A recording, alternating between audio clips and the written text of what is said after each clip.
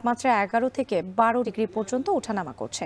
এ নিয়ে আরো জানাতে মৌলভীবাজার বর্ষাজোড়া এলাকা থেকে যুক্ত হয়েছেন এম এ হামিদ। হামিদ, শীতের সকালে মানুষের ভোগান্তি আসলে কেমন দেখছেন?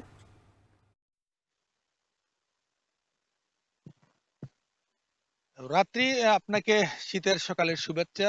জানেন যে মৌলভীবাজার জেলা হচ্ছে হাওর, বিল এবং পাহাড় নিয়ে গঠিত এবং প্রতি বছরই কিন্তু মৌলভীবাজার জেলায় আগাম শীত অনুভূত হয়, বিশেষ করে লাউয়াছড়া জাতীয় উদ্যানের কারণে। এখানে বৃষ্টিপাতও আগে হয় এবং সেখানে শীতের প্রকোপ বাড়ে। গত 3 দিন থেকে মৌলভীবাজার জেলার শ্রীমঙ্গল আবহাওয়া অফিস 11 ডিগ্রি সেলসিয়াস গত 2 দিন তাপমাত্রা রেকর্ড করেছে এবং আজকে সেটা বেড়ে 12.3 ডিগ্রি সেলসিয়াস হয়েছে। এবং এক সপ্তাহ ধরেই বলা যায় যে মৌলভীবাজারের তাপমাত্রা 11 থেকে 12 ডিগ্রি এবং 12.5 ডিগ্রি সেলসিয়াসের মধ্যে ওঠানামা করছে এবং কখনো কখনো সকাল হলে বা দুপুর পর্যন্ত প্রচন্ড কুয়াশা পড়ে এবং এই কুয়াশার কারণে কিন্তু মানুষ খুবই ভোগান্তির মধ্যে পড়েন। বিশেষ করে খেটে খাওয়া মানুষ, রিক্সা চালক, সিএনজি চালক যারা রয়েছেন তারা খুবই সমস্যার মধ্যে পড়েন এবং কাজে যেতে তাদের ভোগান্তি হয়। এছাড়াও যারা শিক্ষার্থী রয়েছেন, বিশেষ করে স্কুল, কলেজ বা নার্সারি বা নার্সিং এ যারা পড়েন তারাও কিন্তু তার অফিসে যেতে দেরি হচ্ছে, স্কুল কলেজে যেতে দেরি হচ্ছে। এছাড়াও যারা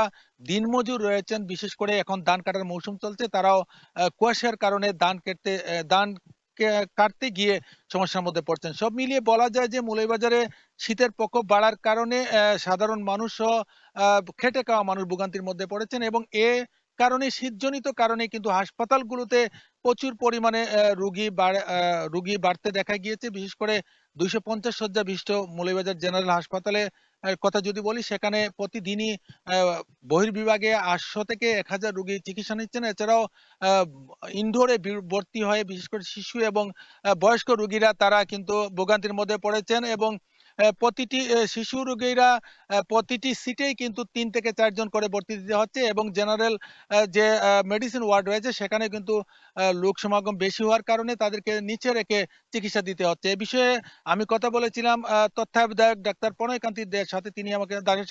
তিনি আমাকে জানিয়েছেন যে প্রতিদিনই রোগী বাড়ছে। এছাড়াও জেলার সবগুলো উপজেলা হাসপাতালগুলোর রোগীর সংখ্যা বাড়ছে। সব মিলিয়ে বলা যায় যে শীতের প্রকোপ বাড়ার সাথে সাথে মৌলভীবাজারে জনগণের ভোগান্তি বাড়ছে। এই ছিল আমার কাছে মৌলভীবাজার থেকে শীত নিয়ে সবশেষ। রাত্রি মেহেরপুরে জেঁকে বসেছে শীত। আর এ নিয়ে বিস্তারিত জানাতে আমাদের সঙ্গে যুক্ত ছিলেন এম এ হামিদ।